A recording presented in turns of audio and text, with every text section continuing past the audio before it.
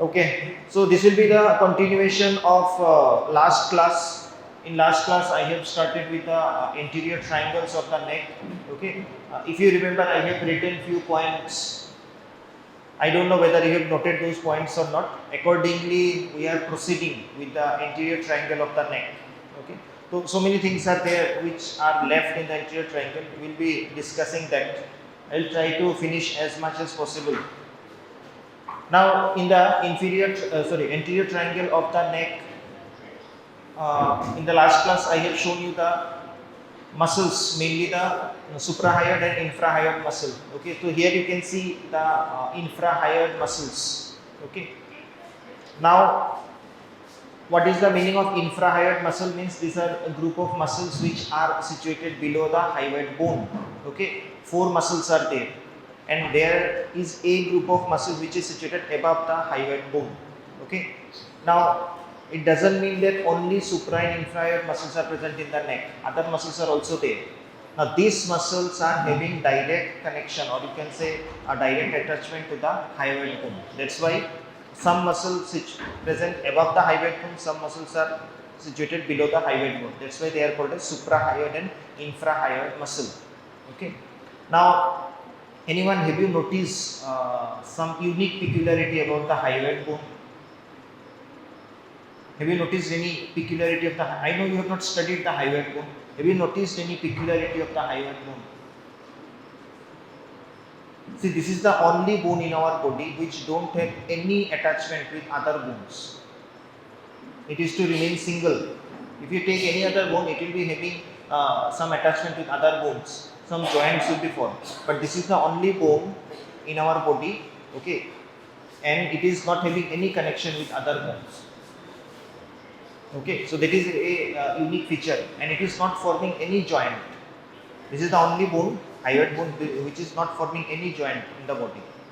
Okay, so like this, when you will study the hyoid bone, you will come to know about more important, interesting features about the hyoid bone. Okay, now in the diagram you can see the infrahyoid muscles. Okay, so infrahyoid means this will be situated below the hyoid bone. So how many infrahyoid muscles are there? 4 infrahyoid muscles are there. How they are oriented? Two superficial, two deep muscle. I know you have started dissecting the anterior triangle. Posterior triangle already it was dissected, and you have seen the posterior triangle. That day I went to dissection hall and I have seen. Okay, posterior triangle was dissected and it was shown. If you have not seen, please go and see the posterior triangle. Okay, then only you can understand whatever we are discussing over here. Go and correlate, see things in the cadaver. Okay.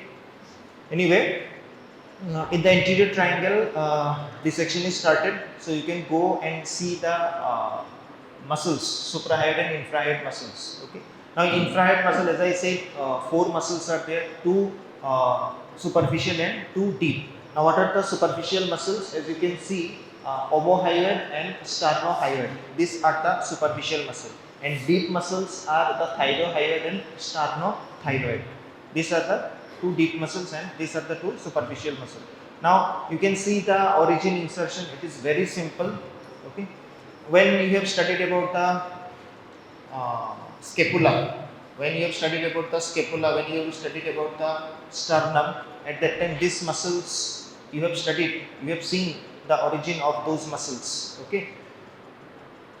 Now, for your convenience, what I have done, I have prepared a chart. Okay, and in that chart everything is given. For example, origin of the muscle, insertion of the muscle, nerve supply of the muscle, and actions of the muscle.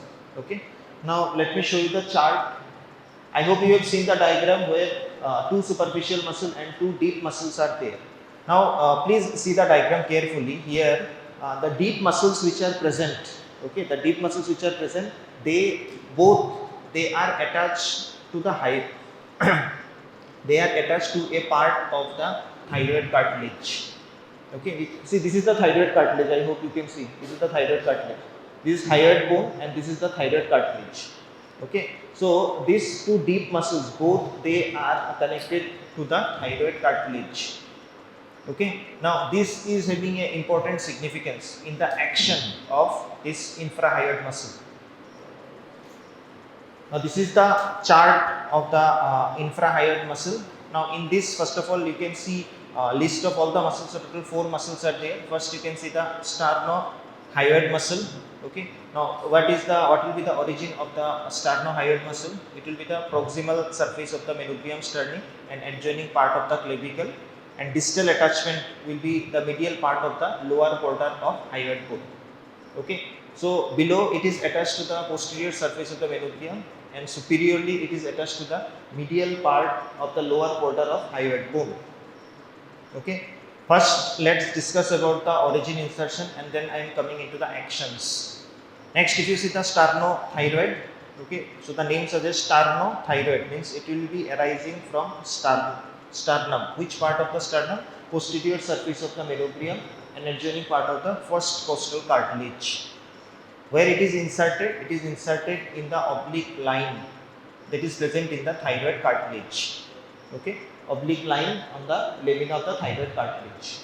Next, thyrohyoid, that means oblique line of the thyroid cartilage, that will be the origin. Insertion will be in the lower border of the greater cornu of hyoid bone. Cornua means it is a part of hyoid bone. Okay, so that is the thyrohyoid.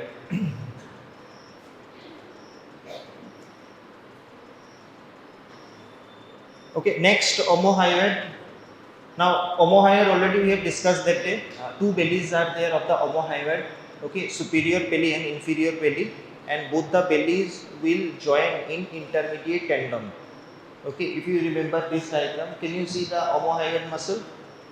Okay, so it is having two origin, one origin for the superior belly, one origin for the inferior belly. Okay, so please concentrate over here. This is the superior belly of the omohyoid muscle. This is the inferior belly of the omohyoid muscle. The inferior belly, you can see from where it is arising. It is arising from the superior border of the scapula near the which notch? Suprascapular notch. Okay, and this particular superior belly, from where it is arising, this superior belly is arising from the lateral aspect of the lower border of hyoid bone. Now superior belly, inferior belly, what will happen? They will join. Okay, or you can say they will be inserted in a intermediate tendon. Now this is the intermediate tendon. Okay, an intermediate tendon is supported by a fascial sling, okay, which is derived from investing layer of deep cervical fascia. So these are the origin and insertion of infrahyoid muscle. Okay, now infrahyoid muscle means whenever the muscle will contract, what it will do? Any idea? Hyoid bone is here. Okay, so muscles mostly they are attaching to the hyoid bone. So when they will contract, what it will do? It will depress the hyoid bone. Most of the cases, this particular infrahyoid muscle, what they will do? When they will contract, they will depress the hyoid bone. Now the question is, why the hyoid bone has to be depressed? Have you noticed one thing? Whenever you are swallowing something, or suppose you are drinking water, at that time you will see that there is a movement taking place over here. Okay. Now when we swallow things, the exact term is called as deglutition. If you have heard about the terminology. Okay. In pharynx we will discuss what is deglutition and what are the stages of deglutition. At that time the hyoid bone is moving, it is going upward. Okay, once it is going upward, it has to come back. For that, the infrahyoid muscle, it will contract and it will depress the hyoid bone. Very important. Along with that, I have shown you that in the thyroid cartilage, okay, the lamina, oblique line of the lamina of the thyroid cartilage, the infrahyoid muscles are attached. Okay, that also helps. Okay, now how it helps? As you can see over here, it will depress the larynx, because that is associated with the thyroid cartilage. Okay. Now after it has been elevated in swallowing and vocal movements, so they are depressing the hyoid bone also. Along with that, they depresses the larynx. Okay, when it is elevated during swallowing and during speaking, when the vocal cords are moving. Okay, so as a whole, as I said, most of the muscles, what is their function? They will depress the hyoid bone. That's why these are also called as infrahyoid muscles, situated below the hyoid bone. Next, if you see the nerve supply of the infrahyoid muscle, okay. So in head and neck portion, in the beginning I have told you, in head and neck portion you have to by heart one line that this group of muscles, no, this group of muscles are supplied by this nerve except this particular muscle which is supplied by this particular nerve. This line you have to by heart, okay. Here also you can see all the infrahyoid muscles are supplied by Ansa cervicalis. Today we will discuss what is Ansa cervicalis, except one muscle, that is the Thyrohyoid.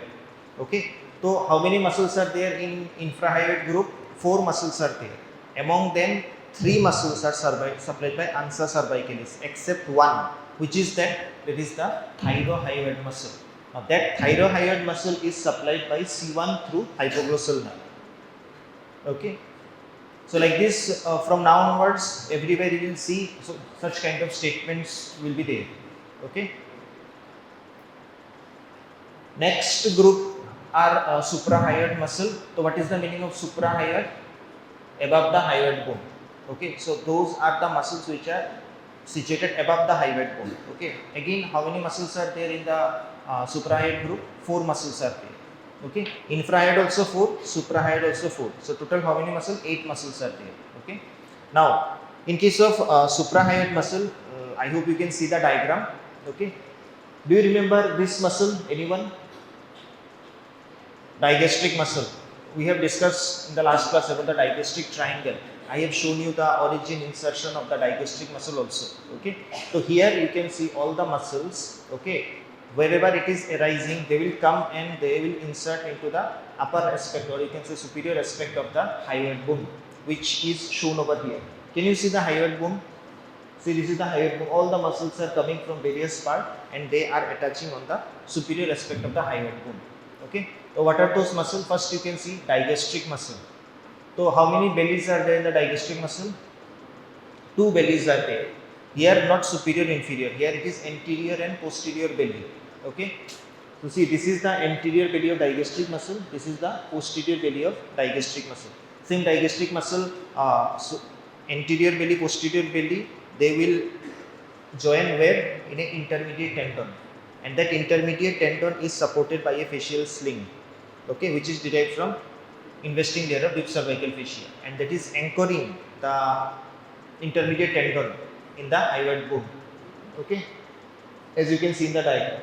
Next, from the styloid process, you can see one muscle is coming, that is the stylohyoid muscle.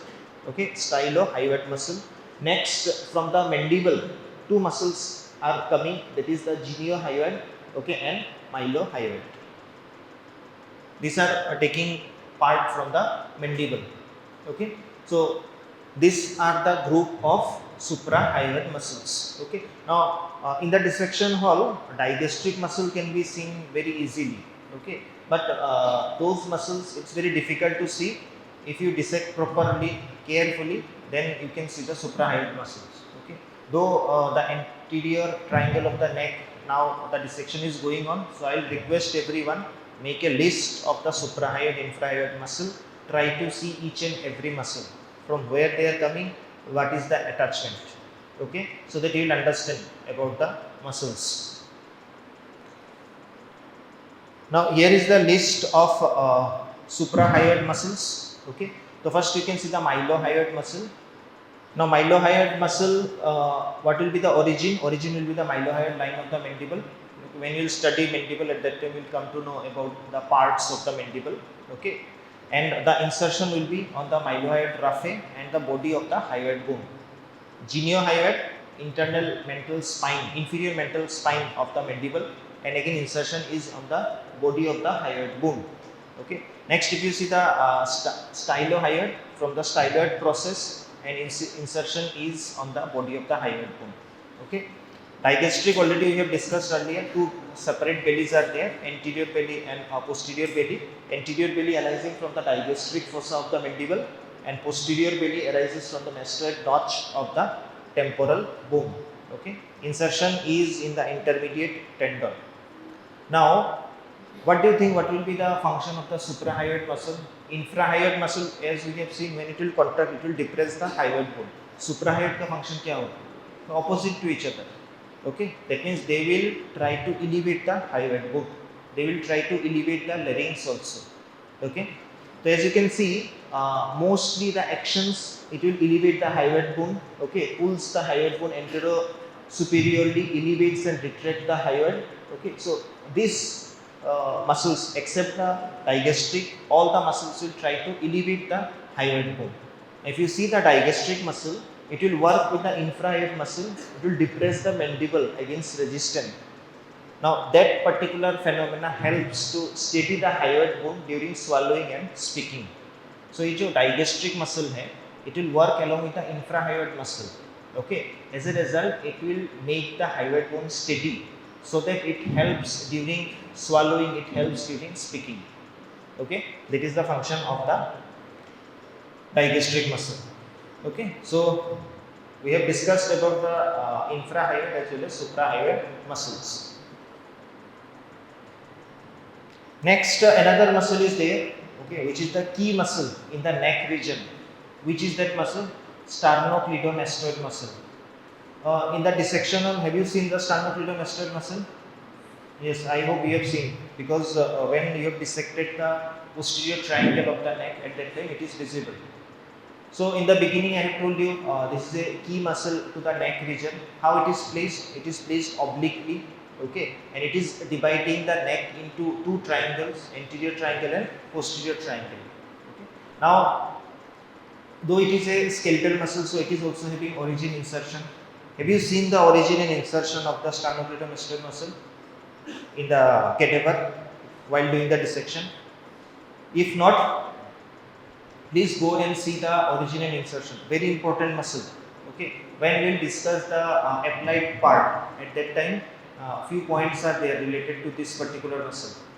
Okay. So two origins are there. Okay. What are those two origins? One is sternal origin, another one is clavicular origin.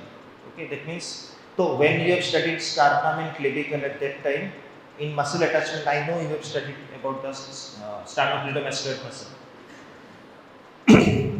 In case of sternal head, what is the origin? It arises from the upper part of the anterior surface of the manubrium. Upper part, anterior surface of the manubrium, that is the origin for the sternal head. What about the clavicular head? Clavicular head also arises from upper border of the anterior surface of medial 1/3 of the clavicle. Okay, so that is the sternal origin and clavicular origin. Now, have you noticed one thing? The sternal and clavicular origin, in between the sternal and clavicular origin, a small triangular space is there of the sternocleidomastoid muscle. Okay, जो sternal origin होता है and clavicular origin, दोनों के बीच में एक small triangular gap होता है. Have you noticed or not? If not, please go and see the very important space. Okay, that is called as lesser clavicular fossa. It is called as lesser clavicular fossa. Very important structure is present over there.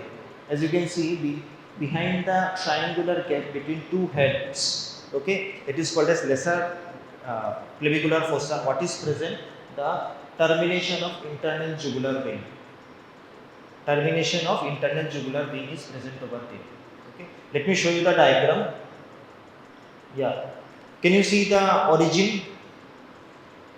Everyone, last bench, can you see the origin of the sternocleidomastoid muscle? Yes or no? Last bench, this side, can you see the origin? Yes. So two origins are there, sternal origin and clavicular origin. Please concentrate. Don't get distracted inside the classroom. So you can see two origins are there. This is the sternal origin and this is the clavicular origin. In between the two origin, can you see a small gap? This one. See, I am talking about this one. This triangular gap. Okay. This is called as lesser clavicular fossa. क्या रहता है उसमें? What is present? Termination of the internal jugular vein. Okay. Termination of the internal jugular vein. So origin you have seen. What do you think? What will be the insertion? Can you see the insertion? where the insertion is taking place at the mastoid process. Okay. Now the insertion, you can see the insertion is taking place at the lateral border of the mastoid process, and after that it is extending to the lateral aspect of the superior nuchal line of occipital bone. Okay, occipital bone is a part of the skull. Okay, occipital bone में nuchal lines रहता है. Okay, so in that superior nuchal line, the attachment is extending. So lateral surface of the mastoid process and superior nuchal line of the occipital bone. That is the attachment. You can say insertion of the sternocleidomastoid muscle. Okay. Can anyone tell me what will be the nerve supply of this sternocleidomastoid? So we have seen the origin, we have seen the insertion. Now what will be the nerve supply? Any idea? Yes, very good. Spinal accessory nerve. Okay. Also, it is called as 11th cranial nerve. Spinal accessory nerve is called as 11th cranial nerve. Now, there are two things which you have to know. The nerve supply of this particular muscle is divided into two parts. First, the cranial accessory or the 11th cranial nerve, it is for motor supply. Okay. What about proprioceptive and pain sensation? Have you heard about proprioceptive or pain sensation? Pain sensation, you know. Okay, the sensory nerve which carry pain. Do you know what is this proprioceptive or proprioception? So see, in the nerve supply, the motor part is supplied by spinal accessory, which is the 11th cranial nerve. Next, if you see the ventral rami of C2, C3, these are for proprioception and pain sensation. Proprioception means it is a type of sensation which sends the position of the muscle and the movement causing by it. That is the proprioception. Okay. Different types of sensations are there in our body. Okay. Touch sensation is there, pain, temperature, proprioception. Like these different types of sensations are there. Okay. In ascending and descending tracts, when you will study the ascending and descending tracts of spinal cord, at that time different sensation, when it is carried, at that time you will come to know about all those different types of sensation. Okay. So here for the proprioception and pain sensation, it is carried by ventral ramus of C2, C3, and motor supply is by which nerve? Spinal accessory. Spinal accessory is nothing but the 11th cranial nerve. That's it. Okay. So I hope you have seen it is a long muscle. Okay. I have shown you in the diagram. Now the blood supply is also like this, means one blood vessel will not be able to supply the entire muscle. That's why we are having multiple blood vessels supplying the muscle. Okay. So you can see one branch from the superior thyroid artery, suprascapular artery, two branches from the occipital artery supplying the muscle. Okay. If the muscle is small, then one blood vessel is enough to supply the muscle. In this case, you have seen the length of the muscle. Okay. So one blood supply or one blood vessel is not enough. That's why we are having multiple blood vessels which supplies the muscle. So here mainly the branches of external carotid. This whatever I have mentioned, these are the mainly the branches of external carotid artery, and one branch from the subclavian artery also supplies the sternocleidomastoid muscle.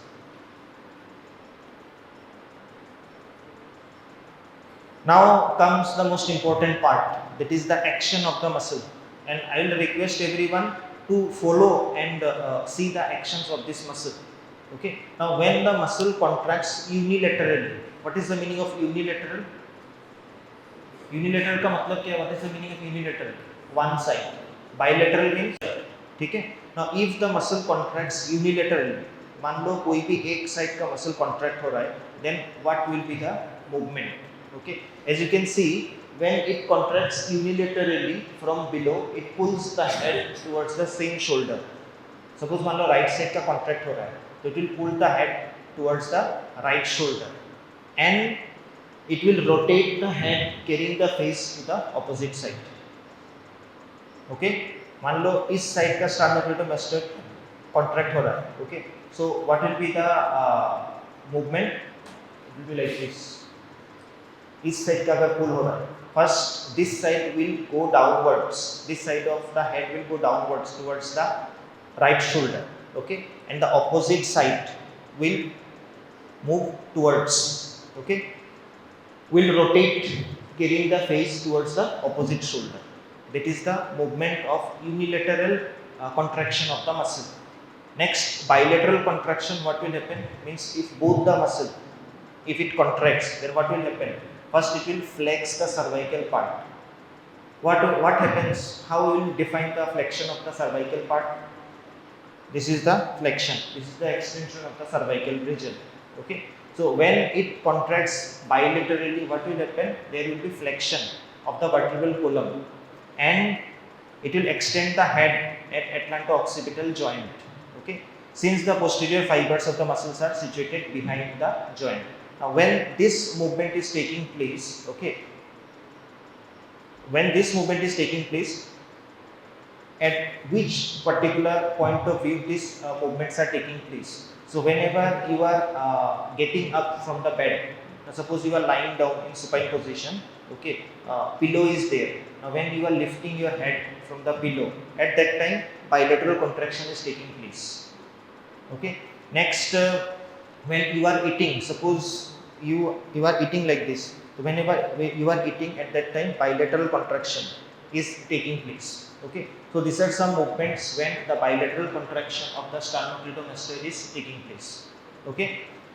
Now when it acts as longus colli muscle which is present in the neck, they will flex the neck against resistance and it is required for force inspiration, okay. Now let me show you the diagram.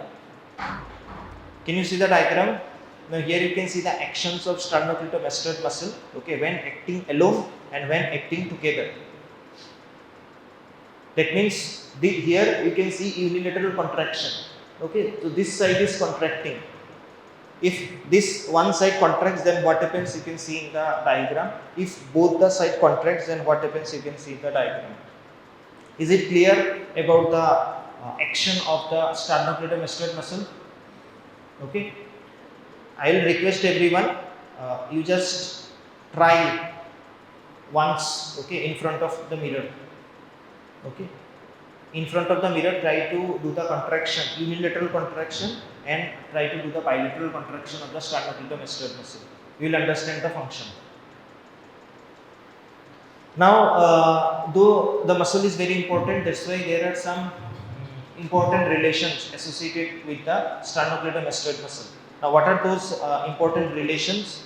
So, what do you think? How the relations are segregated? If any structure is there, how will segregate the relation? Superficial relation, deep relation, or sometime anterior relation, posterior relation, medial relation, lateral relation, like this, okay. In the similar way, here also we will see the relation on the superficial aspect and relation on the deep aspect, okay. When you have dissected the posterior triangle of the neck, just after removal of the skin, okay, above the muscle, have you noticed anything? See, the relation, you don't have to by heart the relation. If you by heart the relation, I can guarantee you will forget in the next day. So the best way to remember the relation is, I have seen the flap of the skin is retracted, okay. What you have to do, just put the skin, okay, and then see the relation. First you have to see the superficial relation. That means, suppose you have retracted the skin, again you will put the flap of the skin back in its original position. Try to feel the muscle, where the muscle is situated, and then again retract the skin. You will see the structure, okay. Those will be the superficial structure, okay. Next, just hold the muscle and see deep, what are the structures present. Those will be the deep relations. Like this you have to understand the relation. Don't by heart the relations. कुछ याद नहीं रहेगा, okay. Or what you can do, in order to confirm the structures, you can ask any of the faculty, whoever present over there, and take the snap, label it. That will be easier for you to understand the area, so that you can remember the relations, okay. Anyway, In superficial relation, first of all, skin will be there, then superficial fascia. Here we will be getting the superficial lamina of the deep cervical fascia. Then platysma muscle is there. Okay, platysma muscle is very difficult to preserve. Most of the time, it is removed during the with the skin. Next, most important structure superficially which is present, that is the external jugular vein. It can be seen. If you dissect properly, you can see the external jugular vein very easily. Along with that, some other nerves can be seen, and that particular area, okay, which is related to the anterior border of the sternocleidomastoid muscle, okay, where so many nerves are coming out. Okay, that point is called as nerve point. As you can see, great auricular nerve, transverse anterior cutaneous nerve, medial supraclavicular nerves, lesser occipital nerve. So many nerves are coming out from that particular point and distributing various areas. So that area is called as nerve point. That is also superficially related to the sternocleidomastoid muscle, and it is having an important clinical significance also. Okay, and some part of the parotid gland which overlaps the muscle. Can you see the superficial relation? First of all, please locate the sternocleidomastoid muscle. Can you see the sternocleidomastoid muscle? दिखाई दे रहा है? See, this is the sternocleidomastoid muscle. Now, all the structures, whatever you see, okay, these structures are situated superficial to the sternocleidomastoid muscle. So, as I said, first skin will be there, superficial fascia, then platysma muscle will be there. Once you remove all those things, then you can see the external jugular vein. Can you see the external jugular vein? ये देखो, this is the external jugular vein. We have discussed the formation also of the external jugular vein. Next, can you see so many nerves are coming and going into various directions? Okay, this particular area. You can see transverse cutaneous nerve, you can see supraclavicular nerve, you can see lesser occipital nerve. So this particular area is called as the nerve point. Okay, this particular area is called as the nerve point. Now this is the cut section of the neck. Okay, TS of the neck. Now in this, the appearance will be different. If you see this appearance, okay, which section is this? Actually, this is a lateral view. It is not a section, this is a lateral view. So till now, whatever diagrams I have shown you, those are mainly of sagittal section, anterior view, posterior view, or lateral view. Okay. Till now, I have not shown you the axial section. Now, this diagram is showing the axial section of the neck. Axial section. Yes, okay, axial section. I hope you know the planes of the body. Sagittal plane, coronal plane, axial plane. Okay. So this diagram is in axial plane. Okay. Now when you take the axial plane, the appearance will be like this. And identifying parts in axial plane is quite difficult. It's not that simple. Okay. Now in the axial plane, can you identify the sternocleidomastoid muscle? I know it is difficult. See, this is the sternocleidomastoid muscle. This one. Okay. Now these are the structures. Okay, see, these are the structures which are situated deep to the sternocleidomastoid muscle. Okay, so as you can see, the most important one is the carotid sheath and its contents. Okay, so deep to the sternocleidomastoid muscle, you can get the carotid sheath, and inside the carotid sheath, you can get the contents of the carotid sheath, where carotid arteries are there, internal jugular vein, and vagus nerve. Okay, this can be seen over here. Next, if you go to anterior aspect, then you can see these are the infrahyoid muscles present in this particular region. Okay, so this axial section of the neck is also important. With the help of this, we can easily see all the structure as a whole.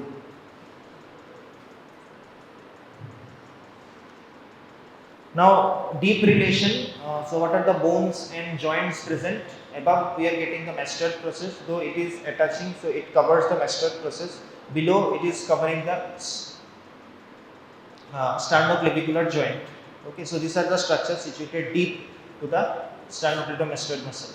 Next, carotid sheath. So, just now I have shown you the carotid sheath and muscles. As you can see, these are are the infrahyoid muscles. Along with that, scalenii muscles are also there. 3 scalenii muscle which are situated deep to the sternocleidomastoid muscle. Okay, and important arteries are also situated deep to that. Now, what are those arteries? First of all, the arteries which are situated inside the carotid sheath. Okay. Next, sternocleidomastoid arteries, occipital, subclavian, suprascapular, transverse cervical. These are the blood vessels also situated deep to the sternocleidomastoid muscle. Now, for this, you can see this particular diagram. Now, here also you can see this is the sternocleidomastoid muscle. So, this particular portion is removed. As you can see in the diagram, this particular portion is removed so that you can see the structures which are situated deep to the sternocleidomastoid muscle. Okay, so all the important nerves, blood vessels, okay, these are situated deep to the sternocleidomastoid muscle. Okay.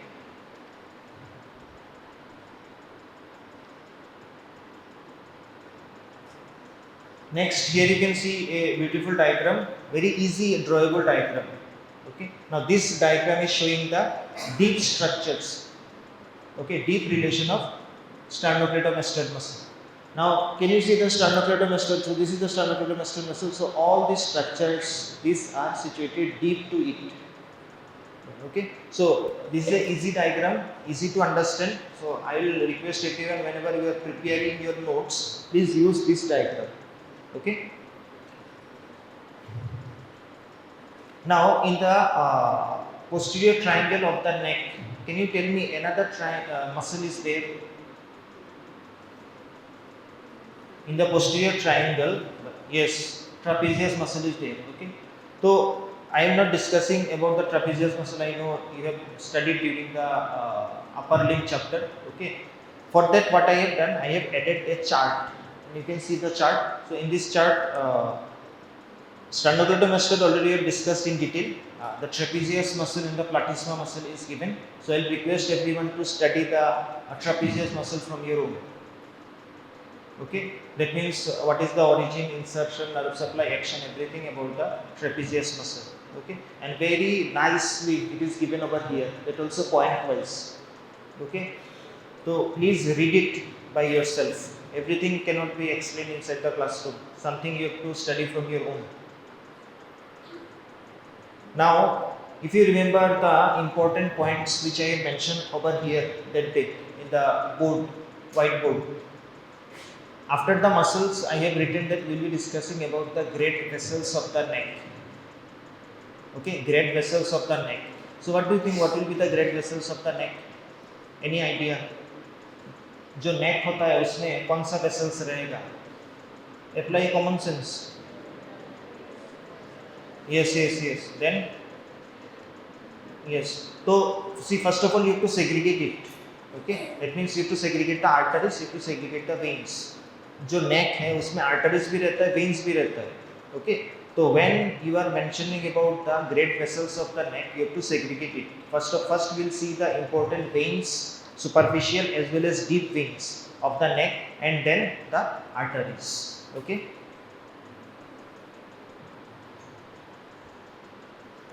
So in the veins of the neck, mainly the deoxygenated blood which is collected, or deoxygenated blood which is returning. Okay. Now those are drained. Now for that, 3 different sets of veins are there. First of all, venous drainage of the brain and meninges. Okay. Actually, the venous blood which is coming out from the brain and meninges, they also travel through the neck. That's why you have to include that vein over here.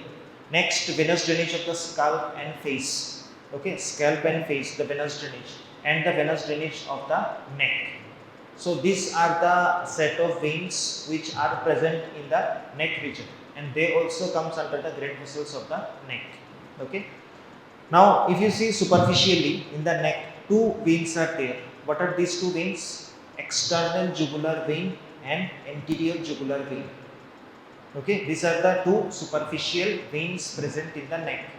So there are 2 superficial veins of the neck. These are external jugular vein and anterior jugular vein. Okay, so we'll see one by one. So in jugular veins, three jugular veins are there. The most important one is the internal jugular vein, okay. Then the external jugular, and then the anterior jugular vein, okay. Now, when we have discussed about the venous drainage of the face, already we have discussed. At that time, I have shown you how the facial vein is formed. Along with that, I have also shown you how the external jugular vein is formed. Again, this part is repeated over here. Okay, I know you have not studied that one because you people are very busy. Anyway, in the external jugular vein, how it is formed, you can see the external jugular vein and its tributaries will drain the majority of the exterior of the cranium, deep part of the face. These are the areas which are drained by the external jugular vein. Now the question is how it is formed. It is formed by the union of two veins. What are these? Posterior auricular vein and posterior division of the retromandibular vein. These are the two veins joined together to form the external jugular vein. Okay.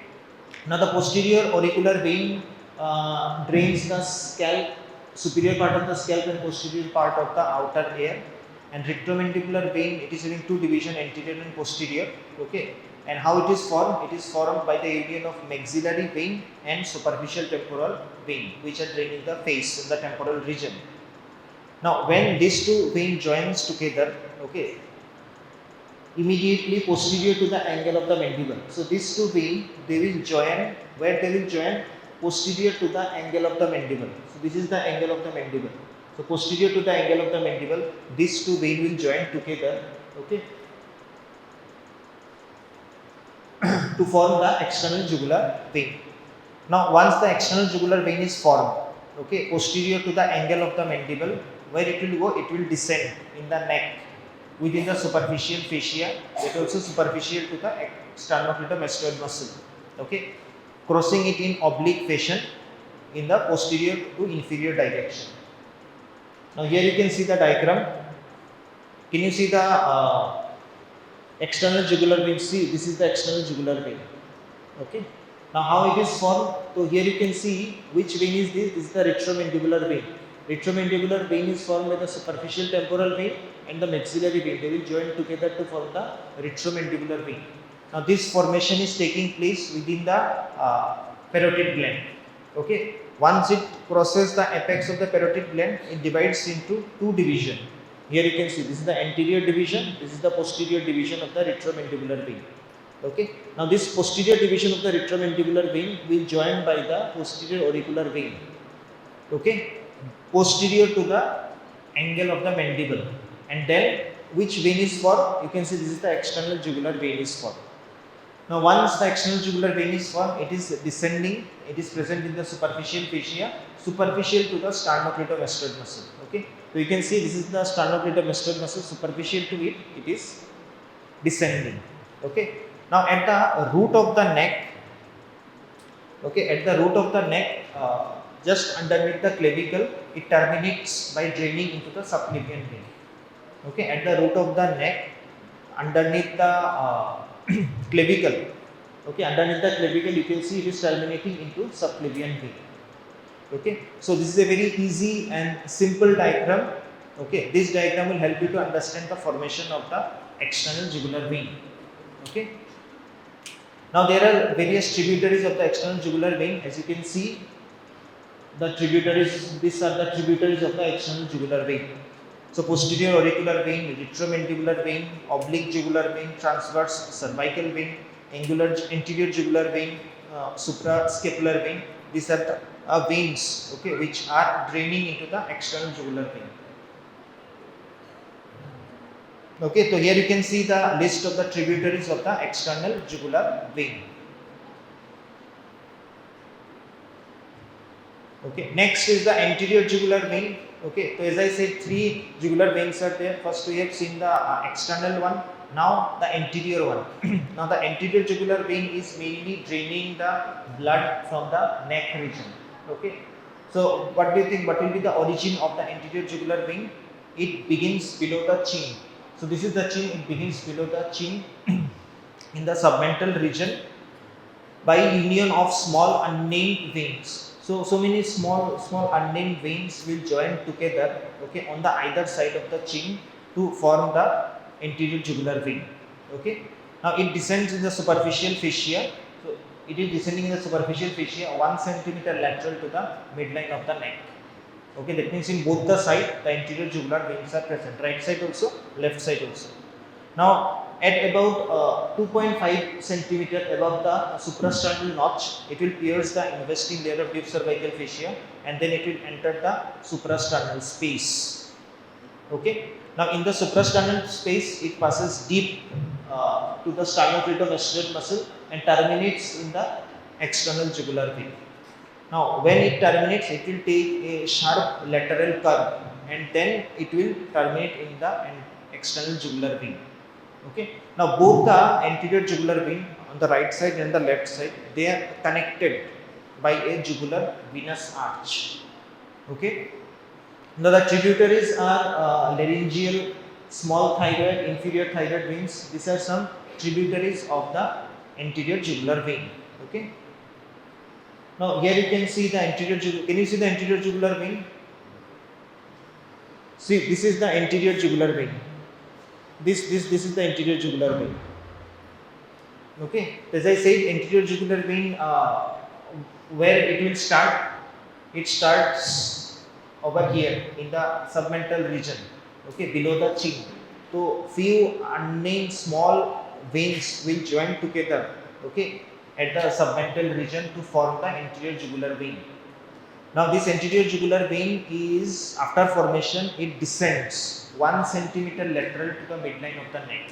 So if this is the midline of the neck, 1 centimeter lateral from both the sides, it is descending.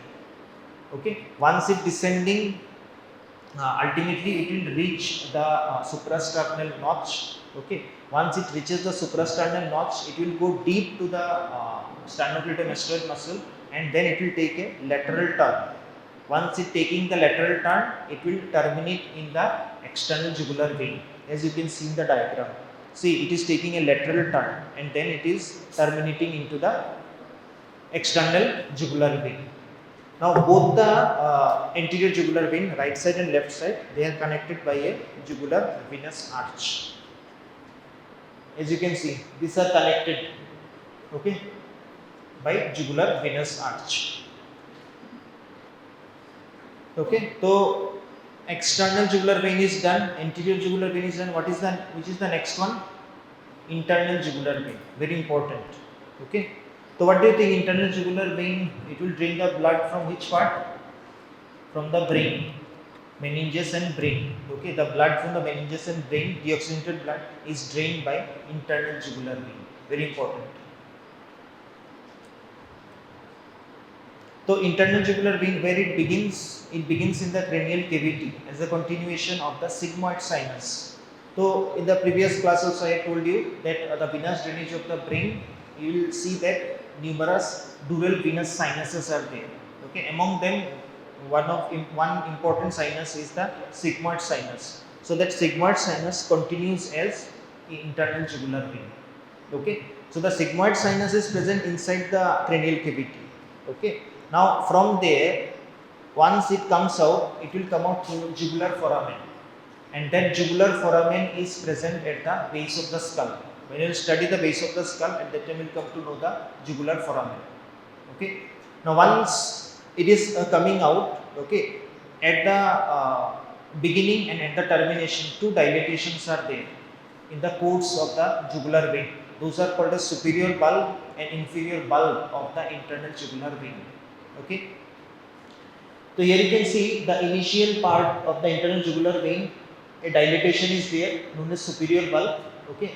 Now it exits the skull, means it comes out from the skull. How? Via jugular foramen. Now once it comes out, it will be present inside the carotid sheath along with the carotid arteries. Okay, and the location is deep to the sternocleidomastoid muscle. As you can see, deep to the sternocleidomastoid muscle, lateral to the common carotid artery. Now at the base of the neck, posteriorly to the sternal end of the clavicle, this internal jugular vein will combine with the subclavian vein to form which vein? Brachiocephalic vein. Okay, so two brachiocephalic veins are there, one on the right side, one on the left side. So two brachiocephalic vein will join to form which vein? Two brachiocephalic vein join together to form which vein? Superior vena cava. You can't afford to forget this. Very important. Okay. Now at the termination, again a dilatation is there, that is called the inferior bulb, and in that valves are present which prevents the blood to go in the opposite direction.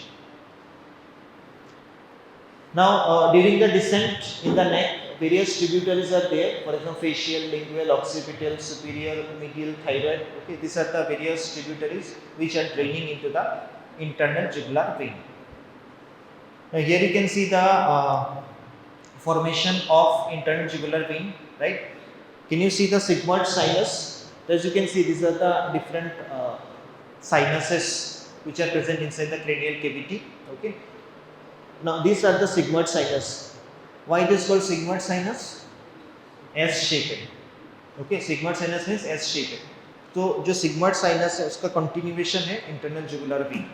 Okay, sigmoid sinus is present inside the cranial cavity, but the internal jugular vein, it comes out. How it comes out? Through jugular foramen. कहाँ पे रहता है? At the base of the skull. Okay. Now here you can see the codes, and then you can see the termination also. As I say, at the initial point and at the termination, okay, two dilatations are there. Okay. Now here you can see this is the jugular foramen. This is the jugular foramen. So two internal jugular veins are there, one on the right side and one on the left side. As you can see, so this is the left one, this is the right one. Now here also you can see one dilatation is there. This is called the superior bulb. Here another dilatation is there, that is called as the inferior bulb. Now in the inferior bulb, valves are present. Okay. Now why these valves are present?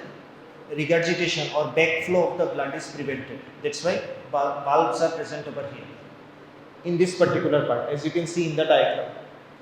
Okay. Next, when it is descending, as I said, it is present inside the carotid sheath.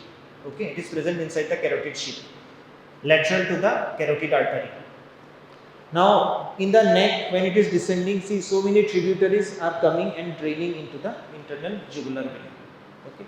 Now this internal jugular vein, you can see it is joined by the right subclavian vein, and this side it is joined by the left subclavian vein to form brachiocephalic vein. So this is the right brachiocephalic vein, this is the left brachiocephalic vein. So two brachiocephalic vein, they are joining together, and see what is formed? Superior vena cava, which will ultimately drain into the right atrium. Okay. So this is the internal jugular vein. Okay. Now though it is an important structure, so there are some relations of the internal jugular vein. Okay. Special feature already I have discussed, that is the valves are there, superior valve and inferior valve. Next you can see the relations of the internal jugular vein. Can anyone tell me which is the superficial relation and which is the deep relation? By looking at the diagram, this is the deep relation.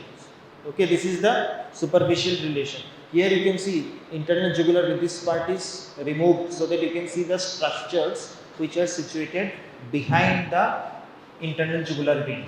Behind means it will be deep relation. In front means it will be superficial relation. So here you can see the structures which are crossing the internal jugular vein. So this will come under superficial relation. Okay. So it is very simple. One by one structures are given. Please go through it. You will understand. Okay. So in the great vessels of the neck, venous part is over. Now what is the next part? Arterial part. Do you remember this diagram? Which diagram is this? Arch of aorta and its branches. Why I am showing you this? Because arch of aorta is related to heart, which you have studied in thorax. Then why I am showing it over here? And it is not present in the neck also. To show you the origin of carotid arteries. Okay, to show you the origin of the carotid artery. So what are the branches of the arch of aorta? Anyone? Three branches are there. Brachiocephalic trunk, as you can see over here, brachiocephalic trunk, left common carotid artery, and this is the left subclavian artery. Okay, and from brachiocephalic trunk it is dividing into right subclavian artery and right common carotid artery. Okay, so why I am showing you this diagram, so that you can see the origin of the carotid arteries, mainly the common carotid artery, right and left common carotid artery.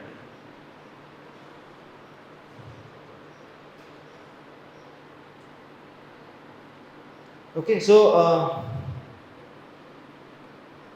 three carotid arteries are there. First is the common carotid artery. Okay, then the bifurcation is taking place into internal and external carotid arteries. Now, the common carotid artery is a large elastic artery. Okay, provides main blood supply to the head, neck, and face region. Now, this common carotid arteries on the either side of the body. Okay, if you see the origin, already I have shown you the origin. Right side, left side, the origin is not same; it is different. Okay. Now, at the level of the superior border of the thyroid cartilage, this common carotid artery, it divides, so you can see it bifurcates into two divisions. It is the external and internal carotid artery. Okay, and this common carotid artery in the neck, it is ascending on either side of the trachea and esophagus. Okay, on the either side of the trachea and esophagus, the common carotid arteries are ascending. Once it reaches the superior border of the thyroid cartilage, it bifurcates into two divisions. What are they? Internal and external carotid arteries. So I hope you can see the diagram. Okay, so what is this? This is the trachea. As you can see, this is the thyroid cartilage. Above that you can see the hyoid bone also. In this diagram, this is the hyoid bone. This is the thyroid cartilage. Okay. So at the superior border of the thyroid cartilage, as you can see, this is the common carotid artery. It bifurcates into internal and external carotid arteries. Okay, internal carotid artery, generally it is not giving any branch in the neck. Okay, it will enter the cranial cavity. Okay, and then it will supply most of the brain. But the external carotid artery is very important. This external carotid artery gives 8 branches. Okay, and those branches supply the neck, it supplies the face, and supplies the scalp also. Okay, so we have to give more focus now for the external carotid artery.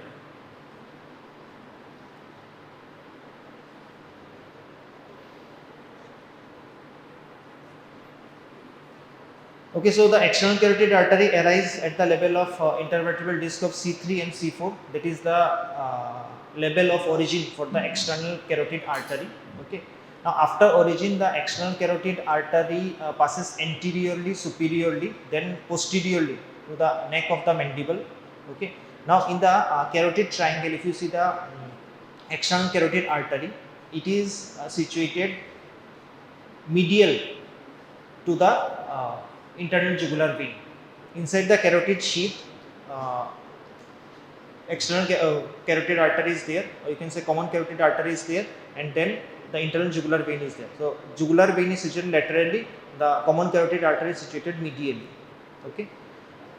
Now, the external carotid artery, as I said, it gives off 8 branches, okay, in the neck region, which supplies the neck, face, and the scalp. Now, if you see the codes and the termination, so this external carotid artery at the level of upper border of the lamina of thyroid cartilage, okay, that is the origin, and then it is extending up to the neck of the mandible. Once it reaches the neck of the mandible, okay, it terminates by giving 2 terminal branches, that is superficial temporal branch and maxillary branch. Okay, maxillary branch is the largest branch of the external carotid artery.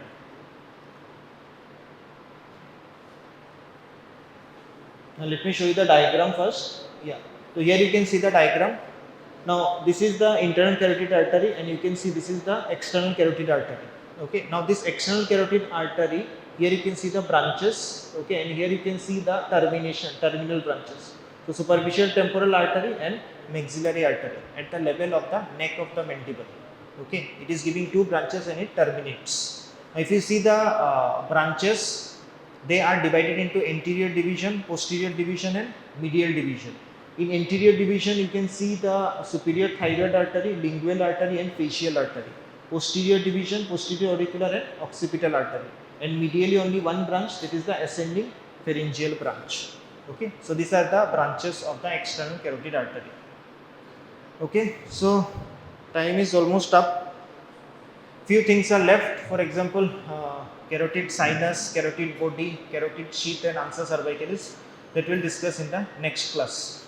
Okay, but I will request everyone, whatever we have discussed, okay, please study all those things, or else see we are in a continuation of things whatever I have started from the face, so you will forget. Okay, so please use your time and revise whatever we have discussed in the class. Okay, so after these branches of the external carotid artery, okay, whatever is left we will discuss in the next class. Thank you.